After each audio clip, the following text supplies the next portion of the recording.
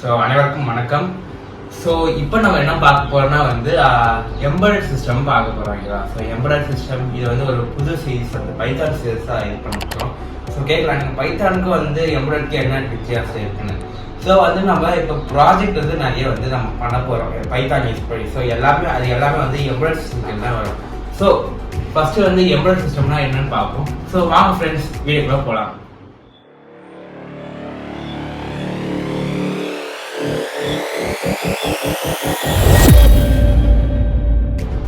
Okay, so first embedded system நம்ம ரெண்டாக பிடிக்க முடியும். ஓகேவா? ஸோ ஃபஸ்ட்டு நம்ம எம்பெடட் சிஸ்டம்னா என்னென்னு பார்த்துக்கலாம். ஓகேவா? எம்பெடட் சிஸ்டம்னா combination of hardware and software to perform only one task, specific டாஸ்க்னு வச்சுப்போம். ஸோ இப்போ நம்ம ஒரு வாஷிங் மிஷின் எடுத்துக்கிட்டா அதுக்கு ப்ரோக்ராம் பண்ணியிருப்பாங்க. ஸோ துவைக்கணும், இவ்வளோ தண்ணி தான் யூஸ் பண்ணணும். ஆனால் அது சாஃப்ட்வேர். ஹார்ட்வேர் அந்த ட்ரம், அந்த மோட்டர் சுற்றுறது. இது என்ன பண்ணுது? ஒன்லி ஒரு ஸ்பெசிஃபிக் டாஸ்க் என்ன பண்ணுது? க்ளோத்ஸ் வாஷ் பண்ணுது.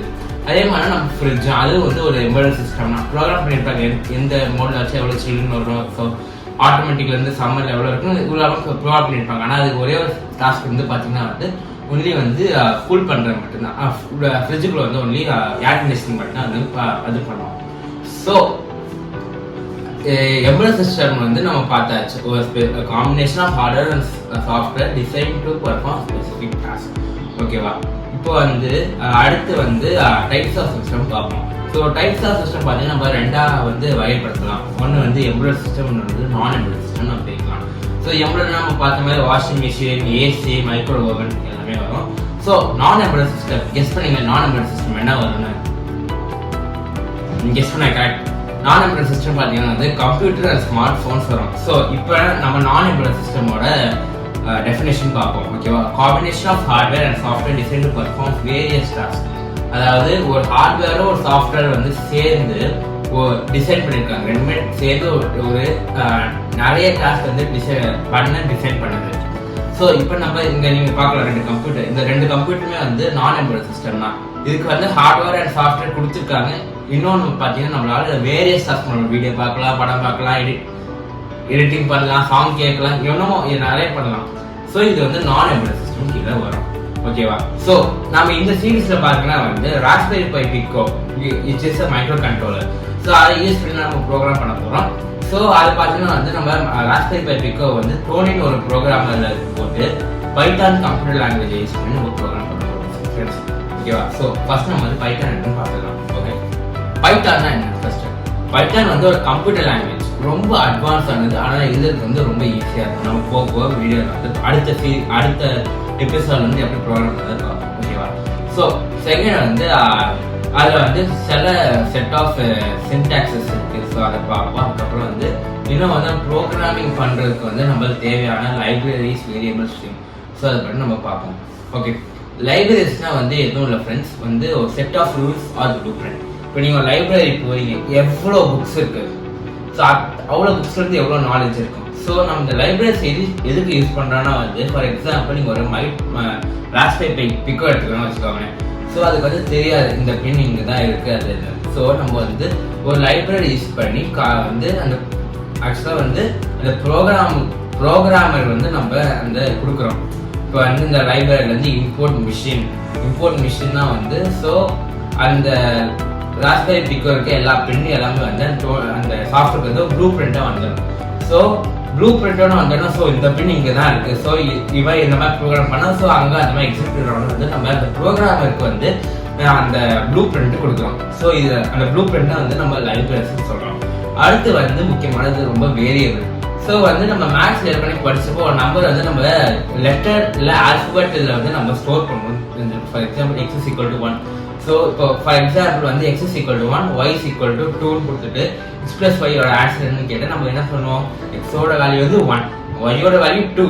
ஸோ x plus y போடுறது நம்ம 3 எழுதும். ஸோ அதே மாதிரி இங்கே நம்ம நம்மளோட பின்ஸ் அப்புறம் ஆன்சர்ஸ் எல்லாம் வேரியபிள்ஸ் ஸ்டோர் பண்ணணும். ஃபார் எக்ஸாம்பிள் இப்போ நீங்கள் ராஸ்பெரி பிக்கோல ஒரு பின் எடுத்துருக்கீங்க. ஸோ அந்த பின் இன்புட்டாக அவுட்புட்டாக நம்ம வேரியபிள் தான் ஸ்டோர் பண்ணுவோம். ஃபார் எக்ஸாம்பிள் ஒரு எல்இடி கனெக்டர் வச்சுக்கோங்க. ஸோ அந்த பின்னோட மொத்த ஸ்பெசிஃபிகேஷனாக நம்ம எல்இடின்னு ஒரு வேரியபிள் ஸ்டோர் பண்ணுவோம்.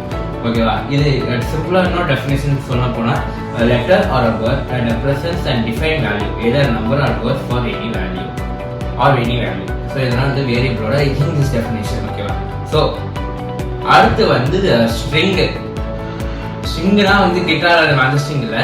ஸோ வந்து ஸ்ட்ரிங் வந்து ஒரு கலெக்ஷன் ஆஃப் ஆல்பபெட்ஸ். ஓகேவா. இது வந்து டபுள் கோட்ஸ்குள்ள தான் இருக்கும். இது வந்து யூஸ் ஃபார் ஐடென்டிஃபிகேஷன் பர்பஸஸ். இப்போ நீங்கள் பார்த்தீங்கன்னா ஒரு பார்கோட் எடுத்துக்கோங்க. உங்களுக்கு ஒரு நீங்கள் சூப்பர் மார்க்கெட்டில் போய் ஒரு பொருள் வாங்கினீங்கன்னா பார்கோட் இருக்கும். அந்த பார்கோட் கீழே நம்பர். ஸோ நீங்கள் எப்படி படிப்பீங்க? 1925 படிப்பீங்களா, இல்லை 1 2 3 4 அந்த மாதிரி படிப்பீங்க. ஸோ அதெல்லாம் வந்து ஸ்ட்ரிங்கில் யூஸ் ஆகுது. ஸோ ஸ்ட்ரிங்கில் வந்து அந்த நம்பர்ஸ்க்கு எந்த வேல்யூமே கிடையாது, just for identification purposes. So அடுத்து வந்து நம்ம டேட்டா டைப்ஸில் வரும். ஸோ டேட்டா டைப்ஸ் பார்த்தீங்கன்னா நம்ம ரெண்டாக பிரிக்கலாம். ஒன்று இன்டிஜர்ஸ், இன்னொன்று ஃப்ளோட்டிங். ஸோ இது இன்டிஜர்ஸ் அண்ட் ஃப்ளோட்டிங் பார்த்தீங்கன்னா வந்து ரெண்டுமே வந்து ஃப்ளோட்டிங் பாயிண்ட் இருக்கு. ஸோ ரெண்டுமே வந்து பார்த்தீங்கன்னா நம்ம வந்து நம்பர்ஸ் ஸ்டோர் பண்ணி யூஸ் பண்ணுவோம்.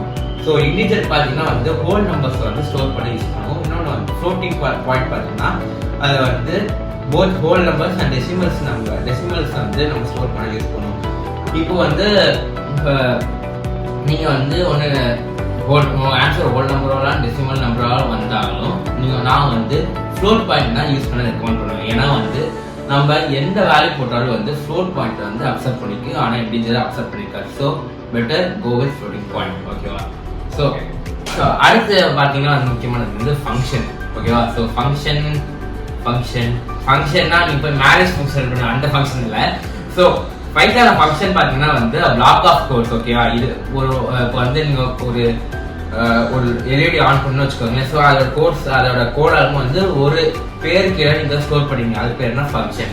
ஸோ இது ஒரு பேருக்கு ஸ்டோர் பண்ணணும்னு பார்த்தீங்கன்னா இது நீங்கள் எப்போ கூப்பிடுங்களோ அப்படின்னா ரன் ஆகும். சும்மா நீங்கள் வந்து அதை ரன் கொடுத்தோன்னு ரன் ஆகுது, அதை வந்து நீங்கள் கூப்பிட்டோன்னா ரன் ஆகும். ஓகேவா. இது வந்து ஒரு specific group of codes to represent. அதை வந்து அந்த கோடை வந்து ரெப்ரசென்ட் பண்ண ஒரு பேர் கொடுத்துருக்கோம். ஸோ அதை யூஸ் பண்ணிக்கலாம். So can be use to இது வந்து கோடை ரிப்பீட் பண்ண நம்ம யூஸ் பண்ணிக்கலாம். இது வந்து இது எல்லாமே இது மொத்தமே நான் சொன்னது எல்லாமே வந்து பேசிக்ஸ் ஆஃப் பைத்தான். ஓகேவா. ஓகே, இந்த வீடியோ இதோட முடிஞ்சு ஃப்ரெண்ட்ஸ். அடுத்த எபிசோடில் பார்த்தீங்கன்னா வந்து நம்ம இதுக்குள்ள கோடிங் யூஸ் பண்ணி நம்ம வந்து கோடிங் எப்படி பண்ணுறது பார்க்க போகிறோம். நான் அவங்க சொல்லி வீடியோ படிக்கிறேன். நன்றி வணக்கம்.